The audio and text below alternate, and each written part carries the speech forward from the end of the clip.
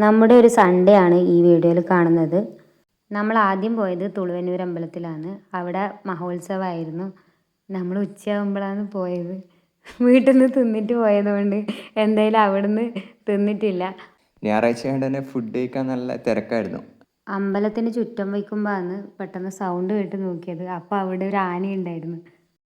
അമ്പലത്തിൻ്റെ പിറകിൽ വയലൊക്കെ കണ്ടുകൊണ്ട് ഞാൻ അർജുനെയും കൂട്ടി അങ്ങോട്ടേക്ക് പോയി. അവിടുന്ന് കുറച്ച് നേരം കാറ്റൊക്കെ കൊണ്ട് ഫോട്ടോ ഒക്കെ എടുത്ത് നിന്നു.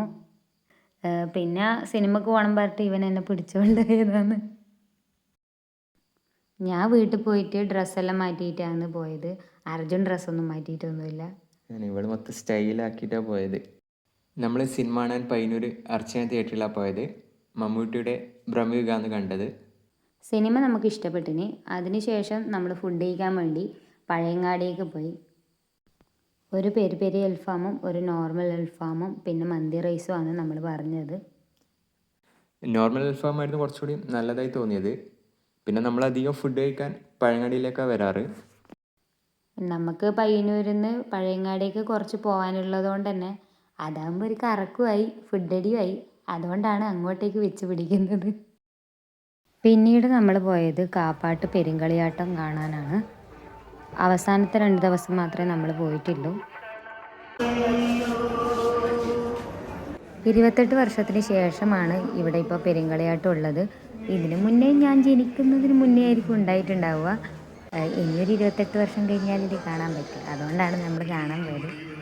ഏറ്റവും അവസാനത്തെ ദിവസമാണ് ഇത്. ഒരാഴ്ചയോളം തെയ്യും പിന്നെ രാത്രി സ്റ്റേജ് പ്രോഗ്രാംസ് എല്ലാം ഉണ്ടായിരുന്നു.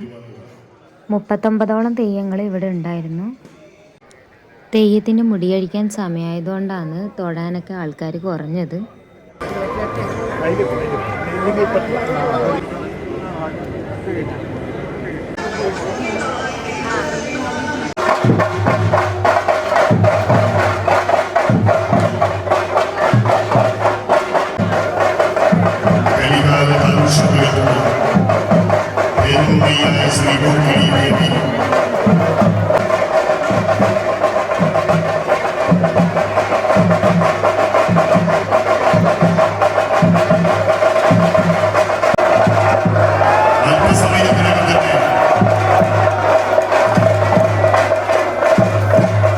Nation